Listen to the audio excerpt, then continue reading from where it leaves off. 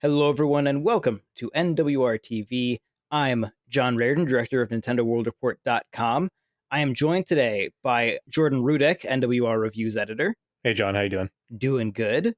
And Joel DeWitte is apparently what I was going to go with there. Joel DeWitte is who is also joining us with a D, not a T. We're going to talk about the Nintendo Switch 2. Obviously, it's been a little bit now since we've had the reveal teaser trailer, and we know that there is a Nintendo Direct coming at the beginning of April 2nd.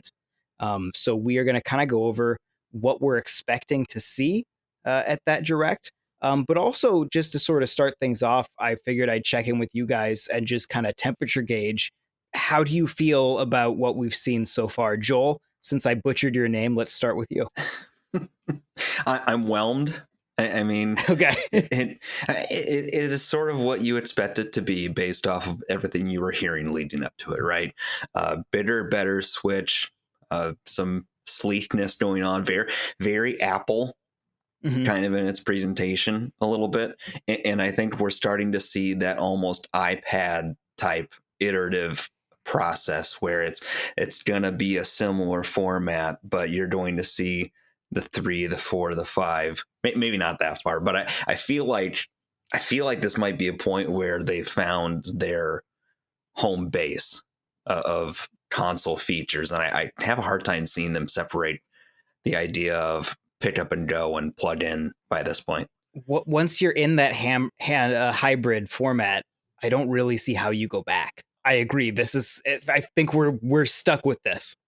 Yeah, and you know, for all the good and bad that entails, right? It fits my lifestyle well, right? But it also means you're never going to see them jump back into the arms race. But I think we're well past that anyway. Personally, I'm at a point where I'm kind of seeing diminishing returns of the consoles in terms of how I appreciate the graphics and such, as long as it plays well. So they're definitely still within that wheelhouse. Although those Joy-Con, you know, when they showed them sliding on their side on there, my mind started percolating. Yeah, no, there might be some things going on there, and we'll get to that. Jordan, what are your kind of initial thoughts on this thing? Yeah, I think mine are more negative. Not. Yeah, I guess underwhelmed, right? Like but at the same time, like I didn't even know what to expect necessarily. Like what I didn't get was that Nintendo magic, really. Like I didn't see the charm, the whimsy. It felt cold. It felt sterile to me. I think that even going with the black, you know, as like the dominant color of that video, it's just it's dark, it's sleek, it's businesslike, it's, you know, the fierce tiger in the jungle. It's not like the unicorn anymore. And so I'm like, I again get it. Like I see that the business side, I see the approach, the iteration, that's all fine. But I'm like, just, you know, Nintendo fan here. I'm like, where's the heart? You know, like I didn't get enough of that. And Joy-Con sliding around on their sides isn't enough to make me, you know, I guess get excited, you know, like sure, maybe it comes out and it is Mario Paint 2.0. That'd be really fun.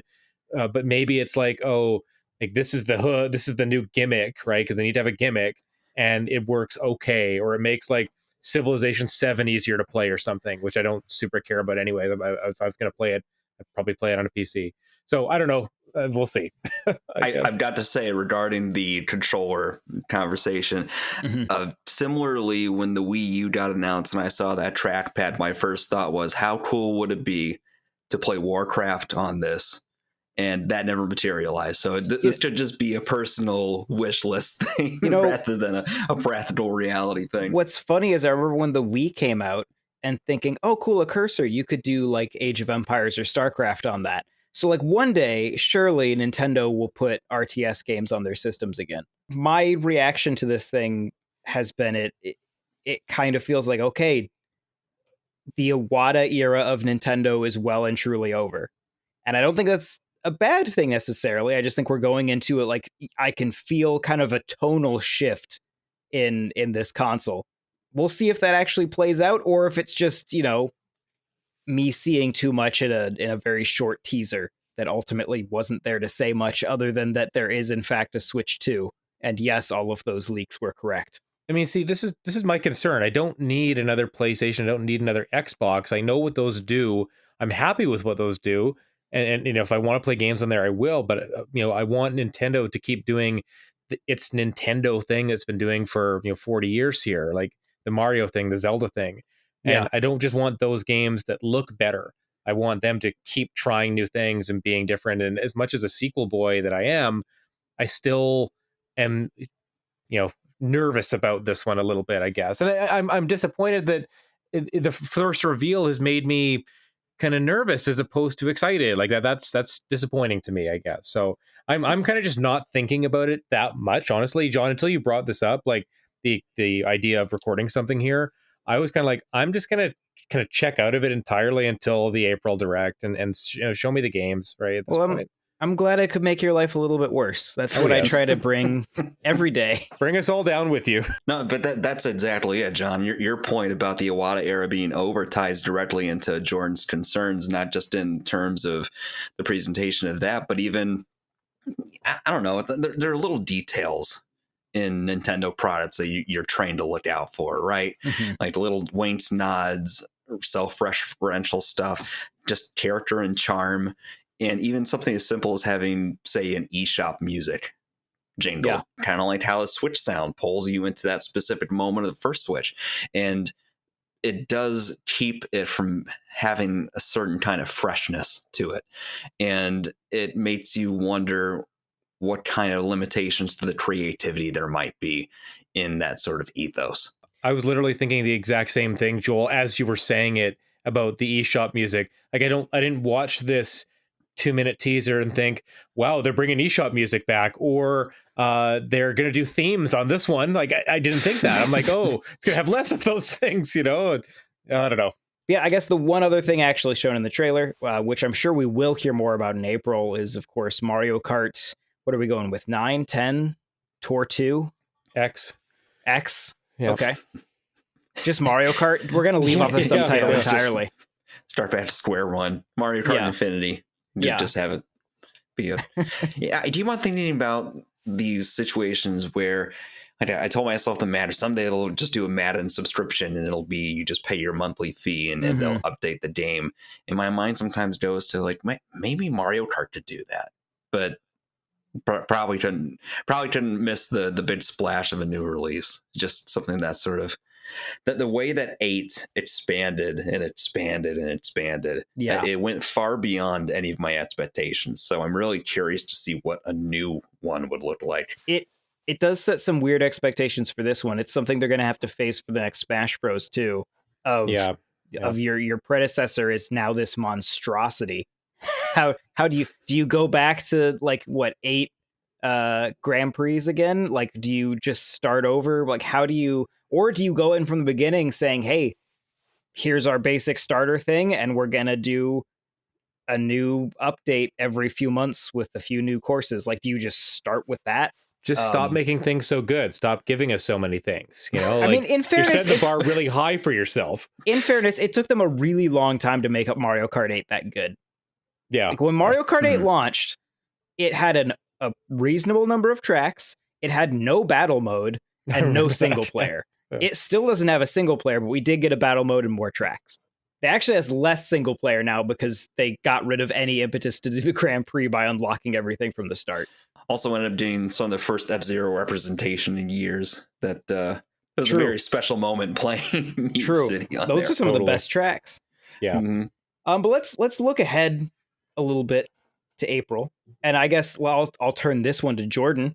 Since you're kind of coming into this not super jazzed, what could happen in April that would turn this around for you? Yeah, honestly, it was hard for me to kind of, and I wrote down some notes for myself about things that I'm like, okay, here are things I think might happen. I don't have a ton of wish listy kind of stuff outside of like the big game I wanted to see was not a new Mario Kart. This thing that would have got me hyped, even if it was like 10 seconds of footage, like the same amount of footage of Mario Kart. I really need to see what 3D Mario is going to look like on this console. Like that was really what kind of sold the original Switch for me, I think, was seeing Odyssey. Like I really, really love 3D Mario games. Mario 64 is an all-timer for me. Odyssey was fantastic. I loved every minute of it. I bought like the Japanese eShop version so I could play it like a day earlier. Like I don't do things like that. I have some semblance of patience when it comes to games and hobbies and things like that. But this one I couldn't wait for that. So I need to see what 3D Mario is. If it's Odyssey 2, great. Show me 50 new like transformations I can do. If it's something else, I don't know. I'm happy to see another crazy departure like that kind of game was. But Mario 3, the next 3D Mario game is like the number one thing I'm looking forward to. And if we don't see it in April, man, I'm gonna be crushed. Like it's a big one for me. It has to be this year. Has to be, right? Because it's been I mean, even going from Bowser's Fury and 3D World, it's been the right amount of time. Yeah. You'd sure think, and they must, I am sure that every executive at Nintendo is just do Switch 1 again. And Switch Year 1 had a Mario game. Switch 2 is gonna have a Mario game in year 1. Absolutely. I remember the launch of Switch 1, there being a couple big splashes, and then a lot of satellite games around those big splashes. Almost kind of like your local mall where you got the anchor stores of JCPenney and what was Sears, and then you got the little strip mall stores. I say that to say I have a hard time imagining Mario not being within that, we'll use the phrase launch window, right? Within that first space. They need that big splash.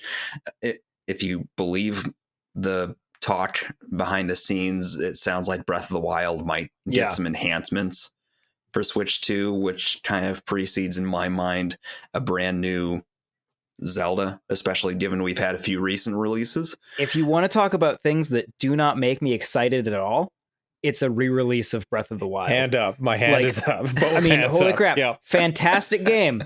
Great game. Replayed it the other year before Tears of the Kingdom. I'm good. Yeah. Like, for sure. Because I don't imagine it'll be like a full-on beautiful remaster. I think it's kind of just going to run it at 1080 instead of 900. Like, sure. So it'll still be 30 out of your seat, FPS. John. Here it comes. 1080p. So buying brand new is not something I would abide by. You could convince me for like that whole upgrade path thing. Yes, Breath of the Wild I don't think is exciting. No. I think the thing that I need to see is something that I couldn't run on Switch, because that's the thing for Mario Kart right now. Like I am excited about a new Mario Kart. It's been over a decade. Yeah. I am conceptually excited for a new Mario Kart, but the Mario Kart they've shown, and granted we've only seen a tiny bit of it, looks like something that could run on Switch, and I'm not convinced that it won't. Like that could be a cross-gen release for all I know. How would that make you feel? I think it would actually be a great business move. They've got the install base on Switch, and their Mario Kart doesn't look that different. So why not release it on Switch? Switch hasn't had a Mario Kart of its own yet. When I first saw it, I really thought it was Mario Kart 8. Like just the first glance, the first impression was like, oh, like it's Mario Kart again. Like it didn't jump off the screen at me as like, oh, it's the new Mario Kart. Look how different it's Mario Kart. Which is, and it would be easy to say like, oh yeah, all Mario Kart kind of looks the same. But like every other Mario Kart, you can visually identify. Like Mario Kart 8 doesn't look like Mario Kart Wii. Doesn't look like Mario Kart 7. Like they all look like different games. This, once again, only seen a tiny bit of it, and it's kind of all presented off screen and small, but it really looked a lot like Mario Kart 8. So I want Switch 2 to show me something that will not run on Switch 1. I want a game that just looks technically impressive, not, compared to PS5 and Series X and all that, but like compared to Switch, I want a game that doesn't look like a Switch game, because we know this thing internally is better. Wouldn't you be disappointed or surprised if, like, looking back, the one game they show at the Switch 2 reveal is a game that is a cross-platform or cross-gen release? Wouldn't that? I get it. You're right. Business sense. They would sell so many copies, but like it would also kind of be a slap in one of those slaps in the face to like new console adopters. Like, hey, the game we showed you like as the highlight for this new console, the one game we show you. Oh yeah, you can buy it on your old Switch. Too. Like that's fine. Like just you choose. But I also I don't get why and obviously I don't know what else they have. My concern is that they have Mario Kart for launch, and that is the most exciting thing they have at launch. Yeah. Which would be not very exciting. I share that concern for sure. Because if the other thing at launch is Breath of the Wild HD, then Joel will be happy, but not many other people. I mean, then exactly. then Mario Kart is the most exciting thing. But that's not. Well, you know what? I say that's not a way to sell a system, but then I look at the sales of Mario Kart 8 and I go, maybe that's exactly the way to sell a system. Right. I mean, they got to be looking at it and going, hey, Mario Kart 8 has sold like 70 million copies. I think it goes to the question of, understandably, Nintendo's trying to get a wide net of everybody to come buy the thing, right?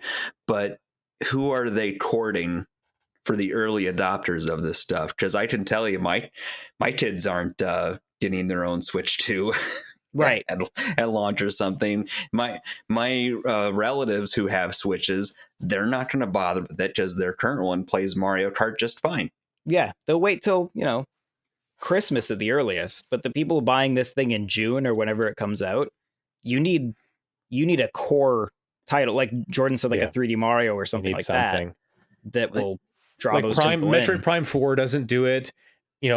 I'm not even sure that Mario Kart does it. Like, you need that promise of something really brand new and innovative, right? Something you can sink your teeth into. Yeah. Honestly, like, there's a part of me that says Metroid Prime is more it than Mario Kart. Not that I like Metroid's not going to sell more than Mario Kart, but as far as appealing to that core audience, Metroid is closer to a system launch title than Mario Kart is, in my mind. And I think that fandom's got to be frothing at the mouth at this point, right? I mean, it's all 10 of them, but but yes. So, but that goes back to early adopters you need those people to be advocates for this stuff as it comes out too. And people like us saying, oh, it's another Mario Kart. Me personally, they should do something completely wild with the new mechanics, and I would be, this is great, another Mario Kart. So what could this one do then? That's one of my questions about this game. Like, what could it do that distinguishes it from previous Mario Kart games? Be Diddy Kong Racing. Yeah, I was just going to say add boat racing. Don't we all agree with, like, to do Diddy Kong Racing again? I want it to give me multiple vehicles and give me a story mode with like an overworld and like a plot. Wizpig. Yeah. Like they've done bosses before. Yeah. In Mario Kart DS, and it was awesome. And then they did a little bit again with Wii, but tied it to an online service for some reason.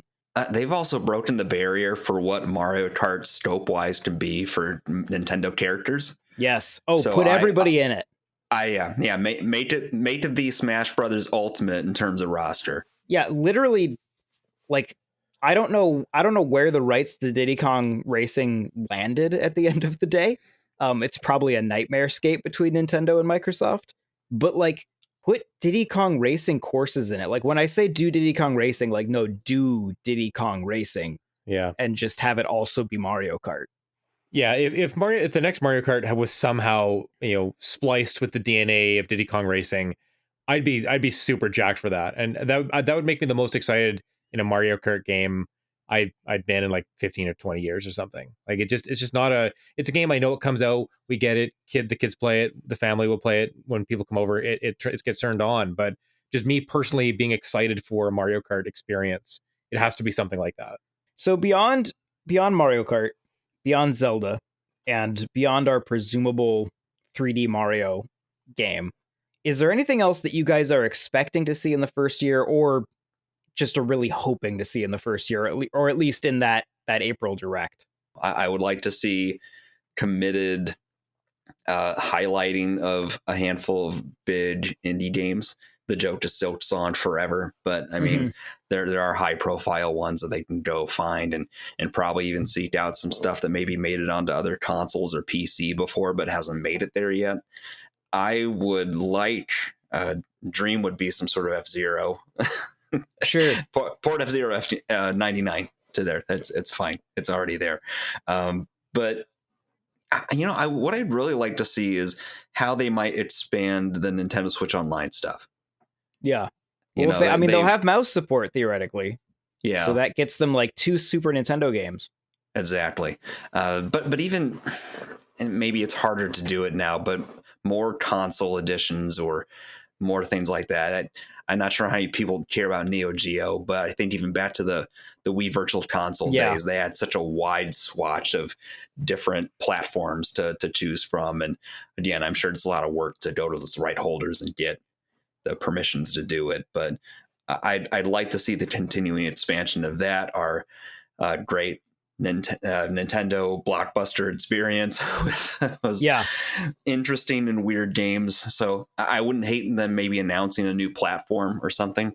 Yeah, I'd love to see them even just expand. I mean, it to your point, yeah, the only on Wii we did have, you had TurboGrafx and Sega and Neo Geo and a bunch of arcade stuff, and on Switch thus far we only have Sega Genesis. But even within the confines of Sega, I'd love to see the Genesis expanded out to like Sega CD and 32X.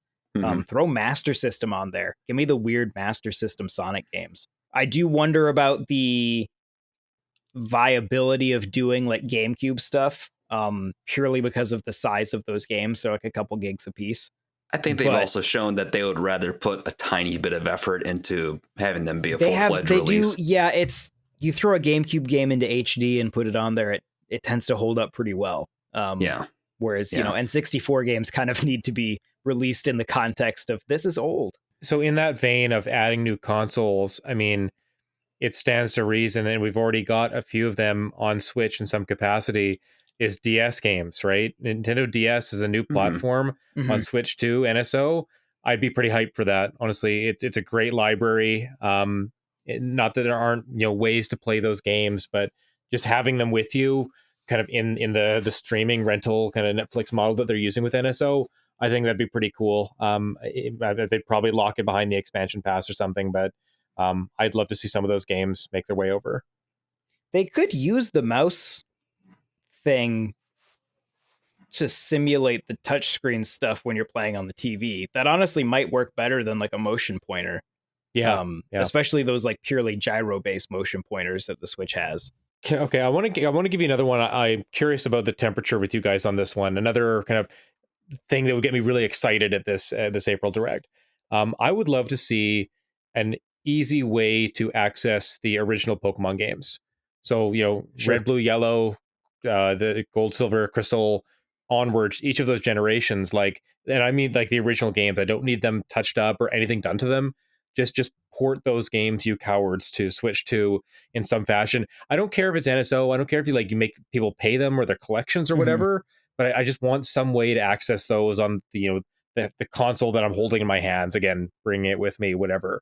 I think that'd be really neat. I don't see it happening, but I would love it. We did see them on Virtual Console on 3DS, so we know they're theoretically willing to make it happen. That's right. That's right. But yeah, I agree. It's kind of weird that they aren't there. What do you guys think in terms of, say, I'm not sure these will be launched, but I'm thinking Fire Emblem or even a Warriors game. They haven't done one for the Tears of the Kingdom yet, have they? No, they haven't. And it is like the timing is about right for that. Though, honestly, I would also just take a version of the previous Fire Emblem or Hyrule Warriors that actually runs well. Fair.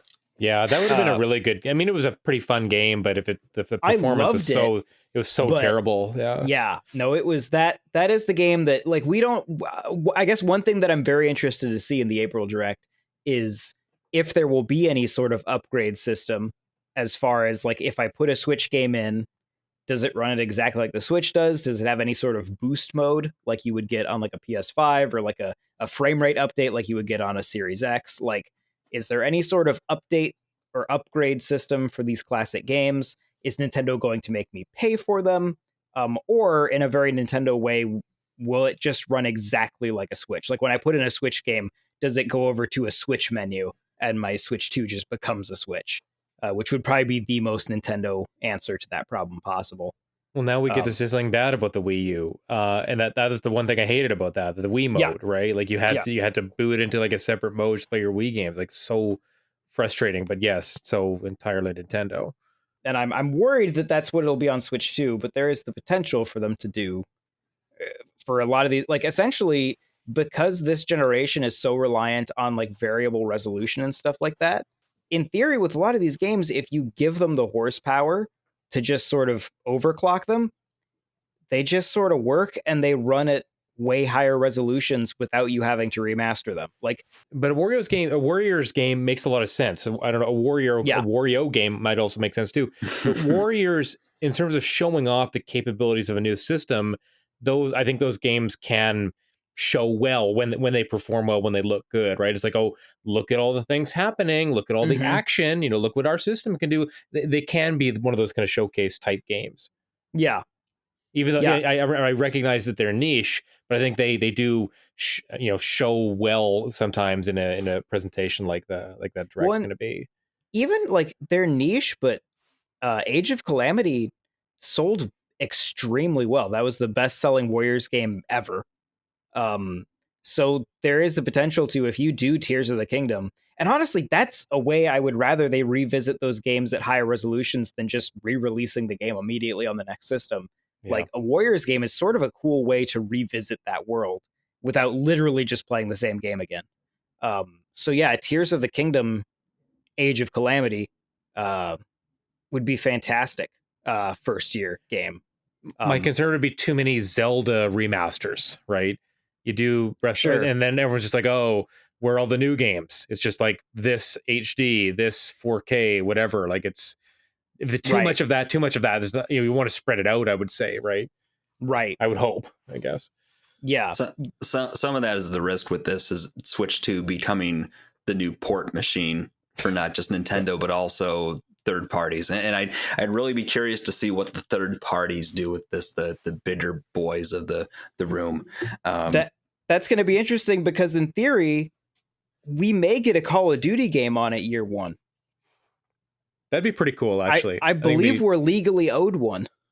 That's right, yeah. So, like, we should get a Call of Duty game this year, I think. And it's probably a Switch 2 game, because that's way easier for them to do than a Switch 1 game. Do you think it would be an older title, or would it be like the new Call of Duty that launches on every platform? I don't know if there's one coming this year, but legally, I believe it has to be the current Call of Duty. Okay. Those were the terms of the agreement Bring it up. The FCC. I want the verbatim here. Yeah, no, it has to be like a feature complete current Call of Duty game. We'll see if that actually plays out. Black Ops 2 played pretty well on Wii U. It's I would argue the Wii U is the best version of Black Ops 2. Being able to go online with one person on the gamepad and one person on the TV is the best way to play that game. Really it's cool incredible configuration. Yeah, it's so good. But I'm expecting a Call of Duty game. Probably more Microsoft support, right? That's what I wrote down too. I would not be at all surprised. Well, okay, I was about to say Hi-Fi Rush. Scratch that. Sea of Thieves, I think, will probably happen. Hi-Fi Rush might happen, but it won't be from Microsoft because they sold off the IP in the company for some reason. Yeah. So I wrote down Doom: The Dark Ages as maybe a late port this year. I think that makes a ton of sense. You have the other Doom games on Switch as well. Right. I could see it being like a holiday game, just to add the mature element near Black Friday and stuff like that. So, and it would probably only be a few months removed, so enough within that window of people still haven't played it yet. So that's one I wouldn't be surprised to see too. The weird adjacent port that we could get would be Indiana Jones. That's coming to PS5 this spring. That's right. It's technically runs on Steam Deck. And I would say that anything that runs on Steam Deck is potentially viable for Switch 2 based on what we know of its guts. What do you guys think? There's something like Rockstar. I mean, they deport GTA 5 again if they were really curious, but also something like Red Dead Redemption 2. I know that the first one eventually found its way on Switch, right? It did. I have no idea how the first one did. I know that there was a time where Grand Theft Auto 5 seems to have been something that was discussed for Switch and then didn't happen, likely due to cartridge size limitations, which that'll also be an interesting thing to see on this, is how exactly those cartridges work and what their sizes are. But yeah, it seems like there's interest from Rockstar, but after LA Noire, we really didn't see anything again until Red Dead. I would think it would be funny if PlayStation 5 and Xbox got Grand Theft Auto 6, and in the same breath, oh, and you know, also coming to Switch to Red Dead Redemption 2, you know, like Yeah. be like, oh, wah, wah, like sad trumpet sounds. I don't know, like that. I would like to see that. It would be. I'd definitely be consider. I haven't played the game myself very much, but I might give it a shot on a Switch too. But yeah, I mean, Grand Theft Auto 6 is the Rockstar game everyone's going to be talking about this year. Sure. For better or for worse. I'd rather play Red Dead. That's fair. Given That's fair. if you put both those games in front of me, I'm going to take Red Dead every time. I don't even like Red Dead that much. Rockstar, if you're listening, I would rather play LA Noire 2 if you want to make that instead. You can cancel Grand Theft Auto. Nobody cares. Oh, no. Just do LA Noire 2. That's the game I want. I wrote down a few more third-party games that I'm like, I kind of loosely expect them. I think we're past the point of like, oh, I'd be super hyped for this, but it's like, oh, okay. I'm like, oh, they'll announce that. I'll be like, and I'll kind of like, yeah, that makes sense. Elden Ring, I think would make a ton of sense. Mm-hmm. It's still, it has the DLC. You can just do like an ultimate version that includes Shadow of the Ur Tree, right? Kind of writes itself. I think Yakuza Like a Dragon. You had the Yakuza Kiwami game, was it, that came to Switch late? Remarkably good port. I've finally got around to trying that. It's a really good port. I mean, all the more reason to bring these newer the Like a Dragon games. You know, there's 2.5. There's a third one coming.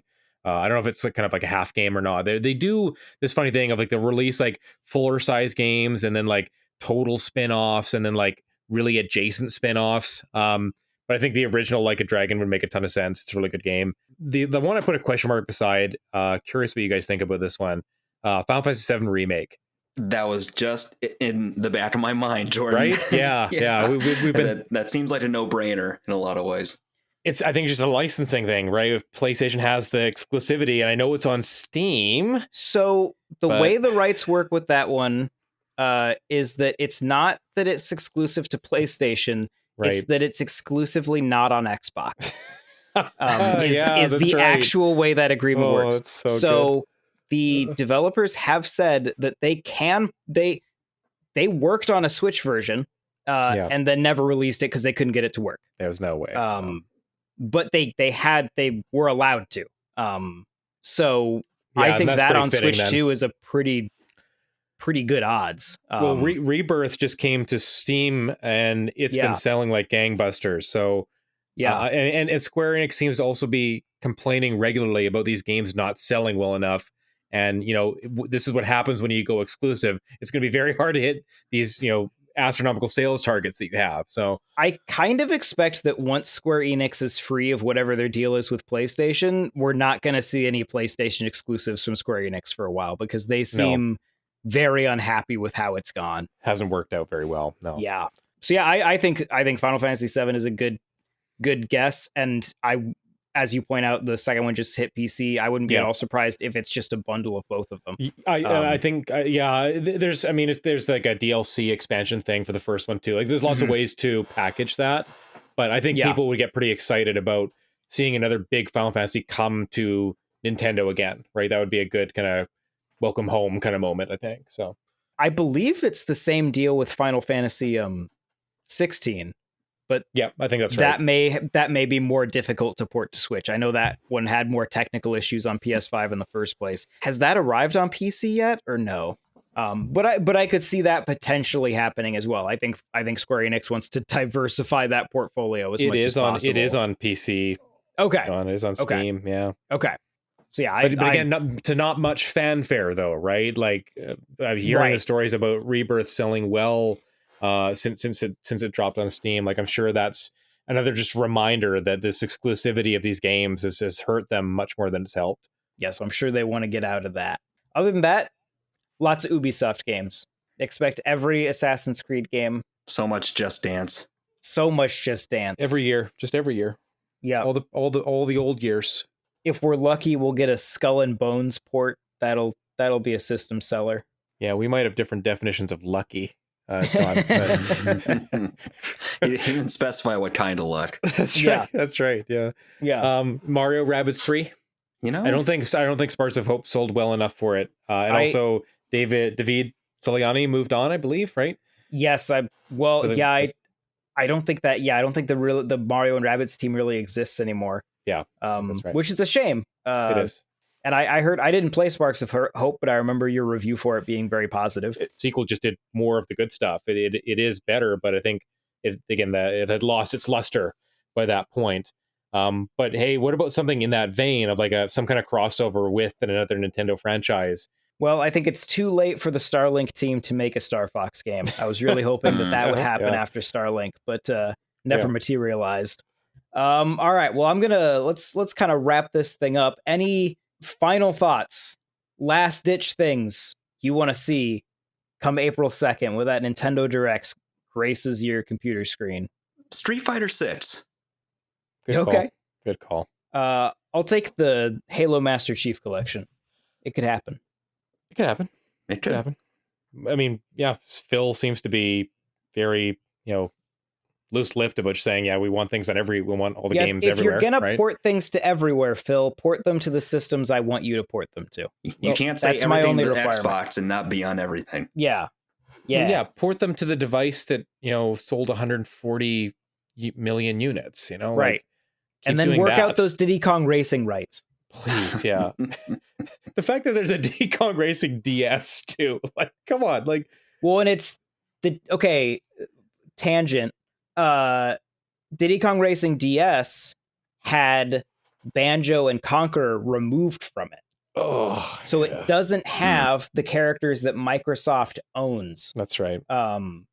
Which would make you assume that maybe it's more owned by Nintendo than by Microsoft. Yeah. But it would also mean that if they wanted to do it, it would definitely have to be like a cross agreed upon thing. Diddy Kong Racing rights issues.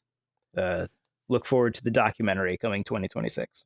I'll shout out like my desire to see like a new kind of turn-based RPG from somebody, whether that's like the team, the Asano team who did Triangle Strategy.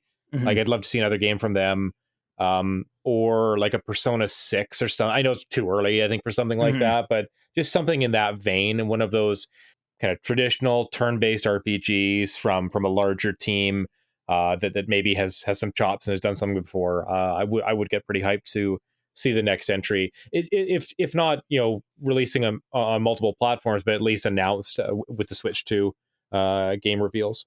Well, all right, we'll call it there. Let us know in the comments what you're expecting and what you're dreaming of for that April 2nd Direct. You can find a whole lot more at NintendoWorldReport.com. And if you'd like to chat with us about this or anything else Nintendo related, you can join our Discord using the link in the description. For now, that's it. So thank you, Jordan. Thank you, Joel DeWitte. And I will see you fellas next time. Nice talking to you. See you, John. This video was made possible by our generous supporters on Patreon. Did you know that Nintendo World Report is funded directly by fans like you?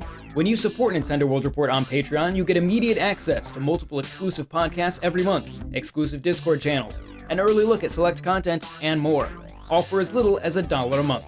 Check out patreon.com/NWR for all the details.